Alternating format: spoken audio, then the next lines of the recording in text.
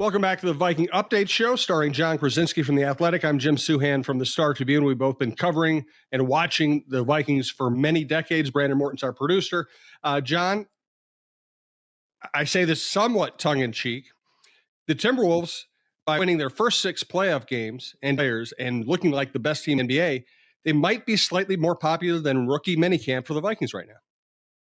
Yeah, maybe slightly. I guess I would say if JJ McCarthy wasn't there, if they didn't get a quarterback, then good maybe, Good point. yeah, maybe you say for sure. But with the quarterback there, the purple probably still has just a little bit of a leg up. But it's super fun seeing the town just kind of come alive for the Wolves. That's been a great thing.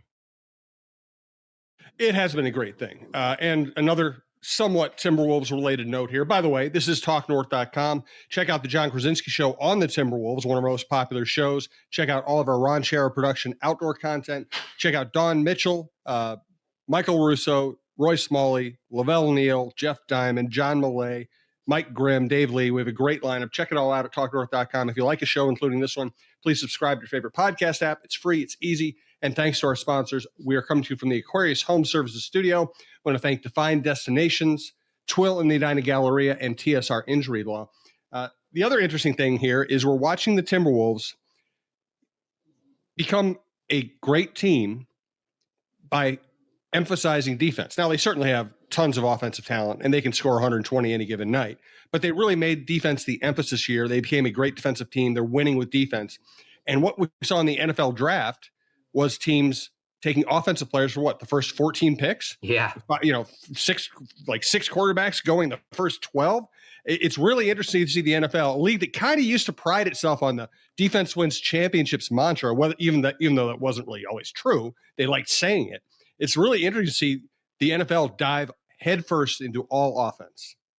Yeah, it's a little bit similar to the NBA prior to this kind of adjustment in the officiating over the last 3 or 4 months, but all of the rules of the game are skewed toward the offense, both in the NBA and in the NFL in particular, because I think that there is a belief that high scores, deep passes, offensive highlights are what is going to spur, greater interest in the game from diehard fans and casual fans.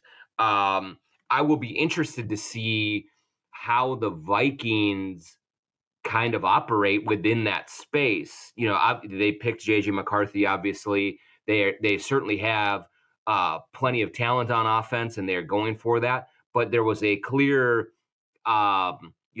edict over the offseason, especially in free agency, to really upgrade the talent on the defense. And I think that there was a belief within inside the Vikings that no matter what we do offensively with Justin Jefferson, signing Aaron Jones, the offensive line, Hawkinson, Addison, all these guys, we better be able to stop somebody sometimes. And I think that's what it's gotten to in the NFL, is just like basically hold on for dear life if you're a defense, because every year there's another rule that comes in that you can't tackle someone, in this manner. You can't do this, you can't do that. And it's just getting harder and harder to be, some sort of a lockdown defense now. No doubt about it. And I almost think in that way, the Vikings, listen, McCarthy's going to have to be good for this draft to look good. Dallas Turner's going to have to be good to justify trading up to get him. But if they are good, you might see kind of the ideal model in a salary cap league, where in salary cap league, you're not going to have everything. You're not going to have you're not going to have a great player at every position. You're just not. So you need to kind of put your assets in the right places, develop the right players, play the right way to highlight your skills. And that's where Brian Flores and Dallas Turner could really come in.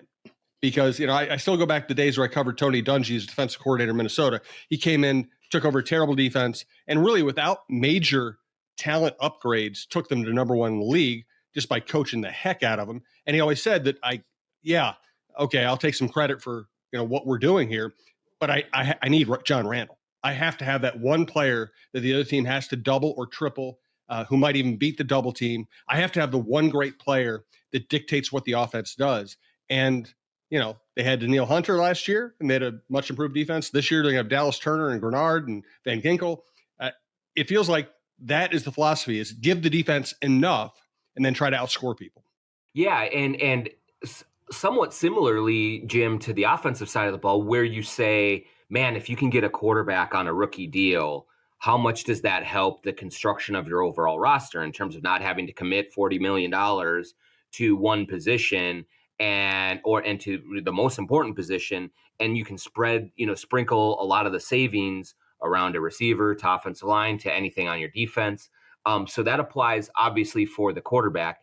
I also think you can say it applies for pass rusher, right? I mean, you look at how important putting pressure on the quarterback is, and if Dallas Turner becomes what they hope he is going to become as this, really wrecking ball defensive player, that's where and he's on that rookie contract, then you can pay Grenard a little bit more, then you can go out and spend a little bit more in other areas, and it allows you to I think maximize the talent depth on your starting 22 if you want. So we will all certainly be watching JJ McCarthy, be talking about what he's going to do, looking at his development and what happens there. But in some ways, I think Dallas Turner can be not as impactful, but almost impactful if he can come in right away, be very productive, be impactful.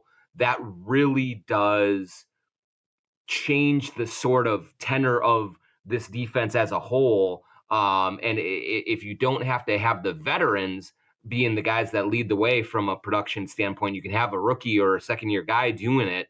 Man, that puts that defense in a much better position than it was.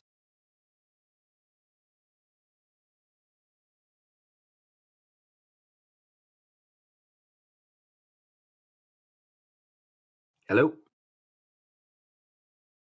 Sorry, my dog trying to keep them out of it as much as possible. 3, 2.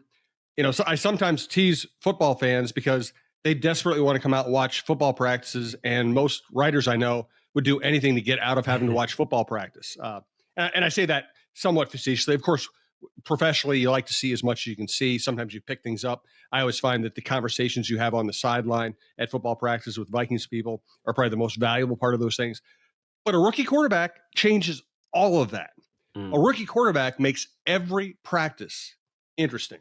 A rookie quarterback makes every preseason game interesting. You're not debating whether the third stringer who's going to get cut should actually make the team in some way or even has a future in the NFL. You're saying, is this guy the guy? Listen, the Vikings are incredibly popular under any circumstances. But to me, this almost heightens their popularity because now everything they do with JJ McCarthy in uniform is going to command an incredible amount of attention. Yeah, I mean, no question about it. This is what Vikings fans have been waiting for a long time. And let's just say it, like they could have been totally wrong. Maybe Kirk Cousins was going to be the far better option. Maybe JJ McCarthy will not work out. Maybe things will just maybe they picked the wrong guy, and maybe Sean Payton really did hoodwink him, and Bo Nix is the next great quarterback, and McCarthy's going to be a bust. Like all that could happen. But when you have this situation where you're bringing in a rookie, a new fresh face at the most important and glamorous position in professional sports, it does heighten excitement, awareness, interest, all of those things. And one of the things about being at a practice, that you quickly understand when you're covering a team is that many, many times, it's really hard to evaluate if they had chosen a left tackle in the first round when Christian Darrisaw came in or something like that. It's harder to see, hey, is this guy really good? Like they just don't do enough in practice with, pads, with physical nature, like all those things to really evaluate that.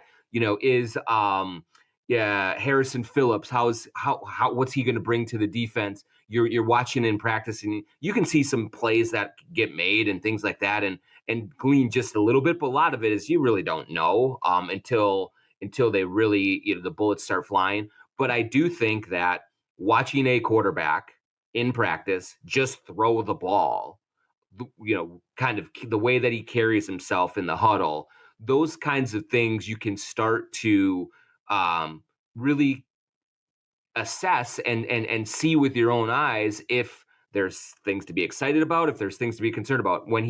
I'm not of the mind of, if JJ McCarthy throws 3 incompletions in a row, you're like, oh my gosh, this is not going to work out. You don't overreact to that way, but it is a little bit easier as either a media member or a fan to really look at it and say, I like the way that this looks, like, or I don't. And so I think that's kind of the most important thing or the most enjoyable thing about bringing a new quarterback in, is like, you can just kind of look at that and just evaluate play in and play out throws and things like that. And at least get a little bit of an idea in your head about what's going to be happening in the immediate future with him.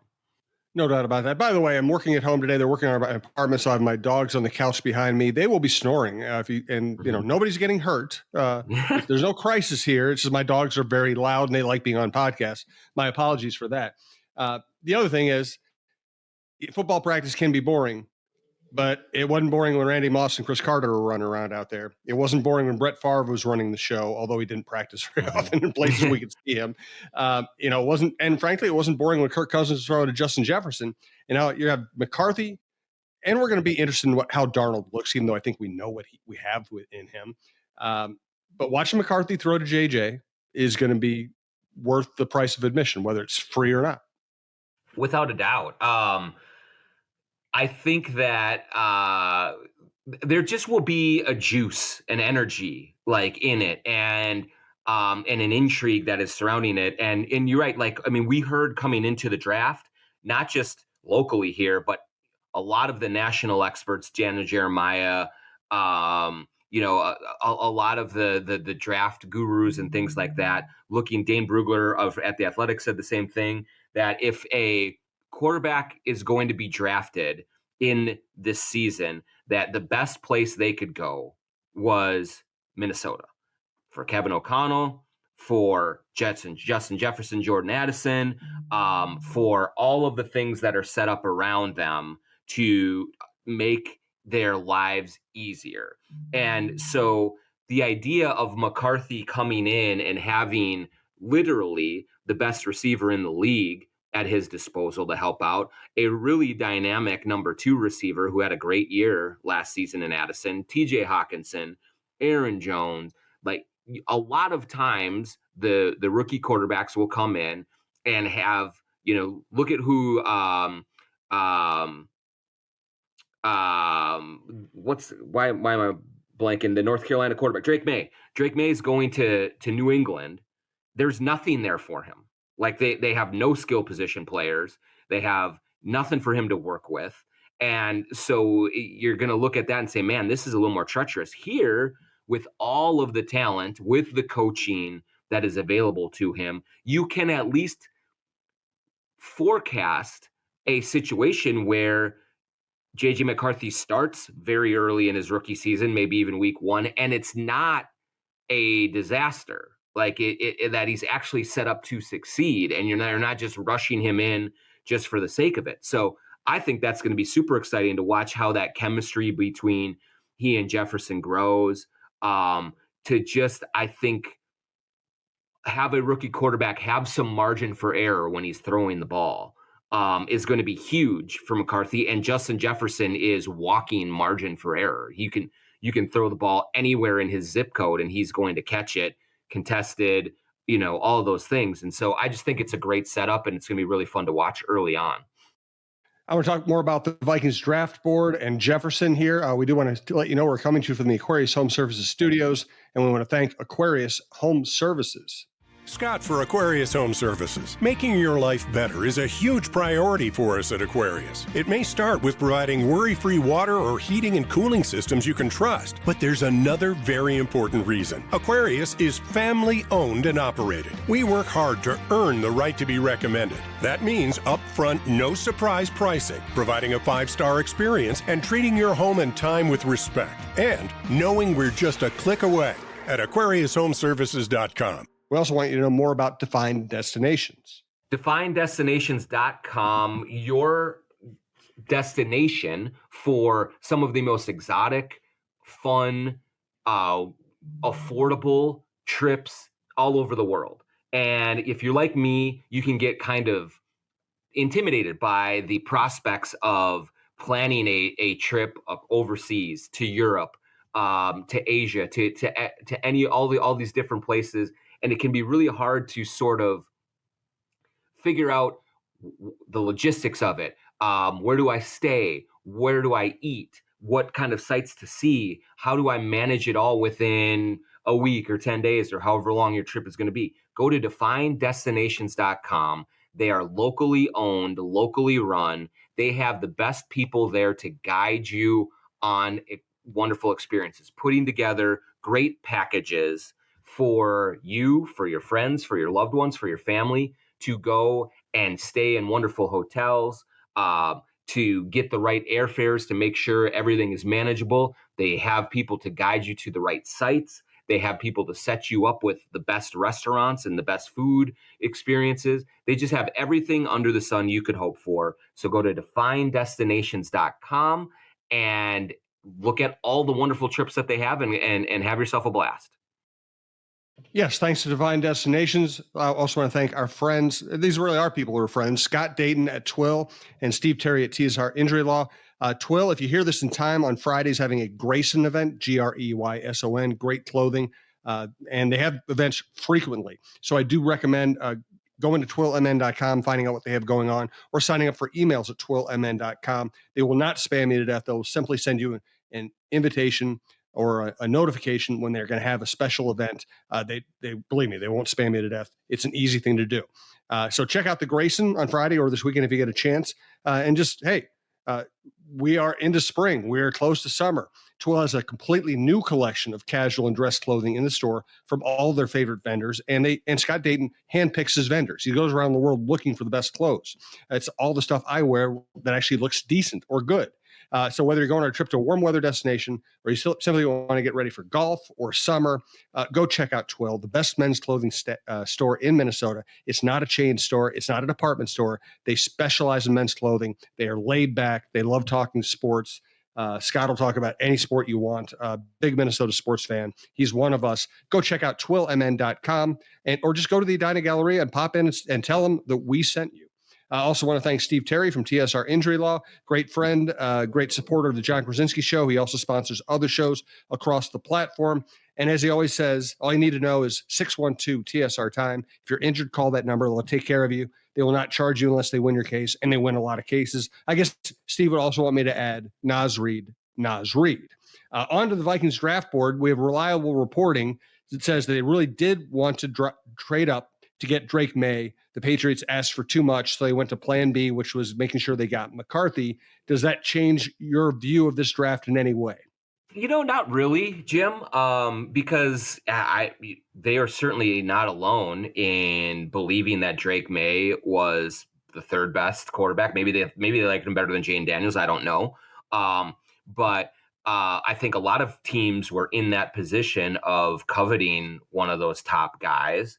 And so they wanted to make efforts to get up and make a deal to get him. What we found out, I think, as the dust settled on the draft is, New England was very much posturing going into the draft as if number 3 was in play, as if they were open to making trades, that they were open to making deals and seeing if something could happen where they drop down a little bit and look for something else, whether it's another quarterback or whether it was another position. But I think that in looking at the way that things shook out, and certainly talking to teams and people and reading some reporting about the draft itself, I don't think that the number 3 pick was really available at all. It seemed like New England knew that they had to take a quarterback, that they really did like Drake May, and that I don't even know what the package of picks and compensation would have been to get them to move off of it. But I think it would have been a gargantuan amount that would have been irresponsible to pay. And so that's not the Vikings' fault, right? I mean, they tried, they made an effort. They like May. And when they couldn't get it done, they circled back. What I want to know, Jim, which I have an inkling of, is I think they liked Penix too. So what I'm not sure. Let's say either they stayed where they were or they moved up one pick, obviously. But let's say that when they were on the clock, both Penix and McCarthy were available. Which one would they have taken? Maybe it would have been McCarthy. As I've said, I really like JJ McCarthy. I think that he can be a really good player in this league for a very long time. So I don't think that McCarthy was tops of their board, and that's okay. The thing that is going to be key here, Jim, is that they didn't pick a quarterback just for the sake of picking a quarterback, like what happened with Christian Ponder back in the day, that they really believe that JJ McCarthy can be a franchise quarterback for a very long time. And so that's kind of the only thing that would concern me is if, they really wanted May, they couldn't get him, then like, oh shoot, we have to take a quarterback. And Penix is already gone. We better take McCarthy. It's like you have to believe in the quarterback that you're picking because you're going to invest a heck of a lot in him. I also want to send a special thanks to Sean Payton. Because sometimes it's hard to maintain a grudge. It's hard to maintain hatred for somebody. You just eventually get tired of being angry at somebody, right? Mm-hmm. Sean Payton always gives you a new reason. He is the gift that keeps on giving that way. Absolutely. The level of smugness is, even for him, which anyone who has been around him knows that's the way that he operates. But while I was watching him kind of puff his chest out, I just couldn't believe it, even for Sean Payton. So yes, I think he further endeared himself to Vikings fans who are already so fond of Sean Payton. And this is going to be very, very interesting to watch play out and to see how it all goes. Bo Nix better be good. That's all I'm going to say, because you can't go like that if you ended up picking a guy who's going to be out of the league in 2 years. What's really interesting here is I do think his reputation is at a tipping point. Mm-hmm. If Bo Nix was the right guy to pick and he helps him develop into a great NFL quarterback, then he's Teflon. Doesn't matter if we don't like him. Doesn't matter if anybody doesn't like him. He's Teflon. He's going to go down as a great coach, a great quarterback coach, a great developer of quarterbacks, a great offensive coach. If Bo Nix misses, then he's going to be a far lesser version of Bill Belichick, who really only won with one great quarterback. Yeah, and I would say I would go even down further than that, Jim. Like, I'm trying to think of another, even like someone who I love and respect, Tony Dungy, but like he won one Super Bowl with, an elite quarterback and a Hall of Fame level quarterback, and that was it. I'm just thinking of other coaches who have ridden an all-world talent to one, and that's what Sean Payton has done right now. Like, at least Bill Belichick won a ton of them. At least they won at a super high level all the time. Sean Payton won one Super Bowl in New Orleans, and it was wonderful. Like, they played great and they did what they had to do, and they got it done. But what else has he done outside of that? They've won some games in the regular season. They've been competitive, but it's not like he has been in a ton of Super Bowls. It's not like he has been to a ton of conference championship games. Like, this guy has won one time. And so to carry himself that way, it's sort of like Doc Rivers and riding that Celtics championship for as long as he has. It's like, but that's all you've done. Like, so why are you a genius, and why isn't it that you just kind of got lucky with one season? Hey, John, how many Super Bowls have you won? That's true. Well, a lot in my mind, and on okay. Madden and Tecmo Bowl too. So yeah. Well, and those count. Those absolutely go on your. You know what we call that? We call that your legacy. That's exactly right. It stays with me. They can't take that from me. Long after I'm gone, people will be talking about my Madden seasons for sure. And because, when it comes to radio, podcasts, TV, if you ever run out of material, you just use the word legacy and you talk for hours about absolutely nothing. It's the perfect little catch-all. And Jim, we are going into the portion of the NFL season, where we'll have to talk about legacies, because we have the rookie camp this weekend. We have a few things coming up, but it's going to get dry pretty quickly here. So we'll have to put that in our back pocket and save it for later. Yeah, I mean, the cool thing about the NFL, we've been doing this for years. We've both been doing this kind of stuff for years, in addition to our writing duties. And frankly, the NFL, there'll always be something to talk about. That's why the league is what it is. There's always something to talk about. I think the NBA has brilliantly picked up on that and made their offseason sometimes even more interesting. Not this year with the Timberwolves and everything going on, but there are years where in a lot of NBA towns, the offseason is more interesting than the regular season. I mean, that's kind of the key to success. I've had that conversation with people who are running women's sports teams or programs or leagues. It's like, okay, you can have really good players, and that gets you to a certain point. What you really need is people sitting around speculating and talking about legacy and talking about who might move to what other team and who might have a problem in their locker room. All the stuff that is really annoying to sports people is exactly what makes your league more popular. For sure. Yeah. I mean, I think the NFL does a really good job of making the game as central as possible. Like, there's a lot of X's and O's. There's a lot of scheme talk. There's a lot of attention and analysis devoted to explaining a complicated game, and the fans seem to soak that up and really enjoy doing that. But I think there's also such a huge appetite for fans to understand the dynamics of a team, to look at the personalities and how they mesh, and to examine any drama that's potentially there, to kind of look at the human element of this.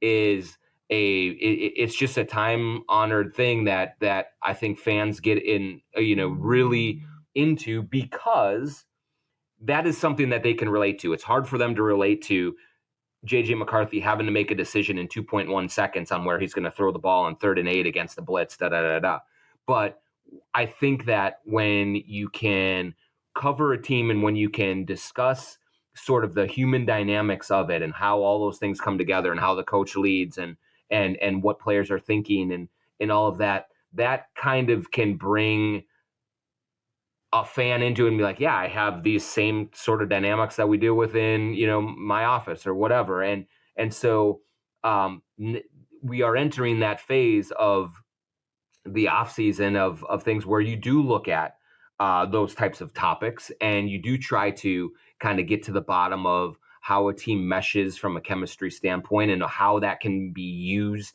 in the off season to build the rapport and the connectedness that a team needs to compete when things get going. So I am looking forward to that kind of stuff for sure. No doubt. And the schedule will be released soon, and that's always fun to break down, whether we have any idea what we're talking about or not. It's just fun. The NFL makes this stuff fun. The NBA is making things really fun right now. Definitely check out the John Krawcynski show, our Timberwolves show. It's great stuff on a great team that's also a lot of fun to be around. Highly recommend that. Also this week on Dawn of Sports with Don Mitchell, we had Michael Grady on, the great Timberwolves play-by-play announcer. He was great. We've had but also 2 shows back, we had Lindsey Young from Vikings.com. Just a great person, really good writer. Check out her conversation as well. Check out all of Don Mitchell's shows at Dawn of Sports at TalkNorth.com. And again, if you like a show, subscribe, and we do appreciate it.